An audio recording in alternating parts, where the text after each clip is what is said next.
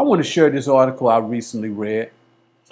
The Trump administration has moved to toss aside a 60-year-old requirement for tens of thousands of private sector employers to submit workplace demographic reports each year to the Equal Employment Opportunity Commission, the agency that's responsible for enforcing anti-discrimination laws in the workplace.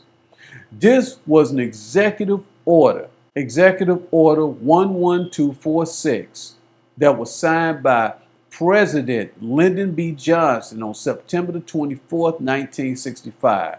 The EEOC's Republican majority voted 2-1 to rescind the data collection requirement, submitting the proposal to a 30-day public commentary period before final approval. Now, the proposal is a quiet but profound salvo. I'm still reading from this article.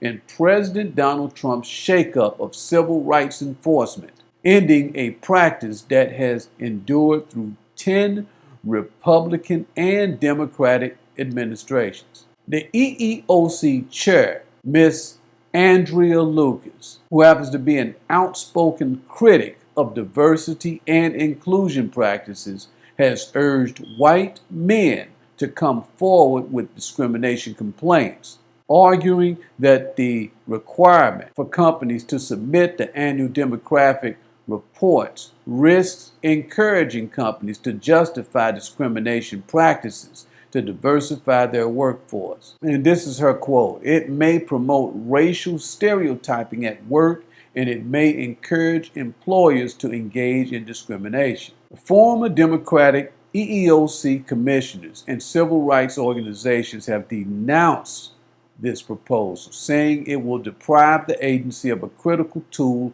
for uncovering patterns of discrimination and tracking how women and racial minorities have fared since the 1964 Civil Rights Act, which created the EEOC and prohibited employment discrimination based on race, color, sex, national origin, and religion.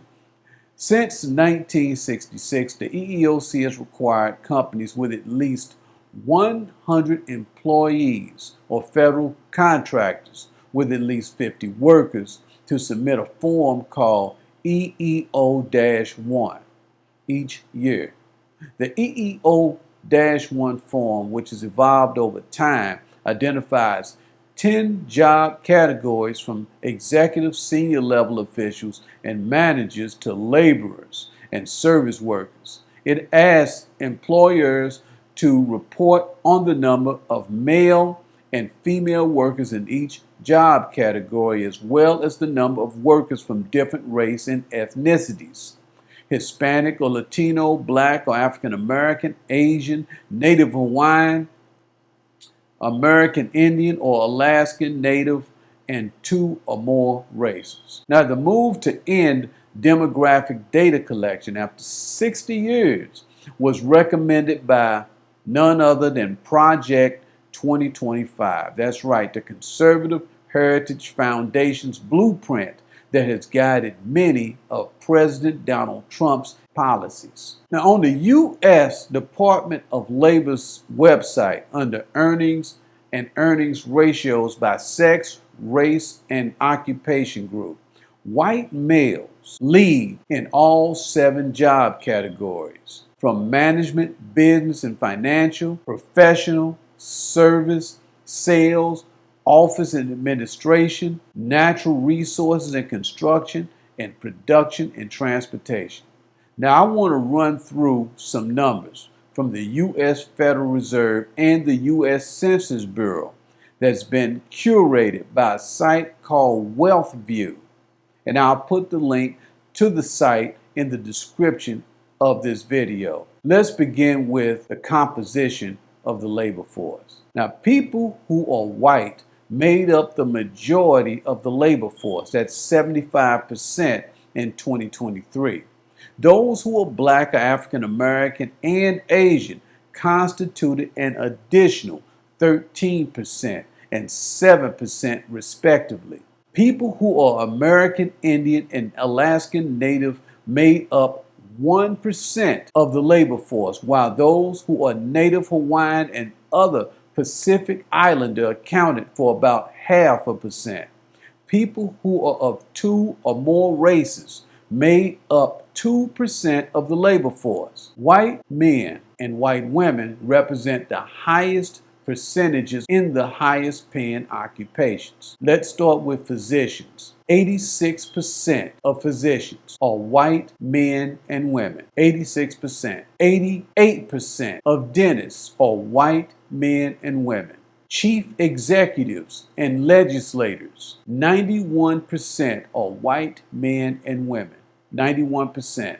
Lawyers, judges, magistrates, and other judicial workers, 90% are white men and women. Architects and engineering managers, 89% are white men and women. Securities, commodities, and financial services sales agents, 85% white men and women. Aircraft pilots and flight engineers, 92% white men and women. Personal financial advisors, 86% are white men and women. Computer and information systems managers, 85% are white men and women. Financial and investment analysts, 83% are white men and women. White men represent the lowest percentage of workers when it comes to low-wage jobs. Now let's start with hosts and hostesses, restaurant, lounge, and coffee shop. That's one class, where white males constitute only 11%. Next, we're going to go to dishwashers. White males constitute only 40% of that class. Next, we're going to move to fast food and counter workers. White males constitute 23% of all fast food and counter workers.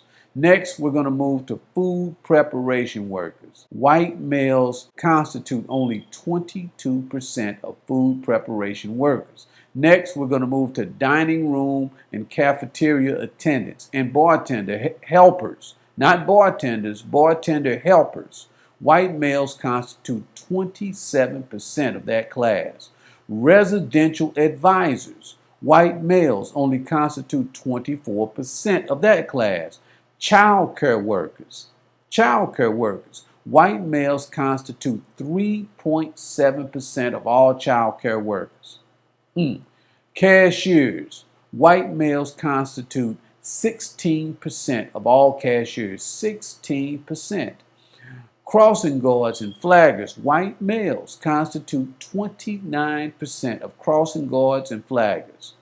Now, other entertainment attendants and related workers, whatever that is. White males can constitute 42% of other entertainment attendants and related workers. Ushers and jobs of that nature. So I guess if you go by that list, they are being discriminated against because they are pretty underrepresented, if you ask me. And I did not see janitor anywhere on that list. In fact, I've never seen a white janitor in real life. Now let's take a look at home ownership. And I will be including the links to all the information that I use in this video in the description. So according to the Federal Reserve Survey of Consumer Finances, the rate of home ownership among whites is 74.6%, Asians 63%, Hispanics 49.5%, blacks, the bottom, 45.3%. Now I'm going to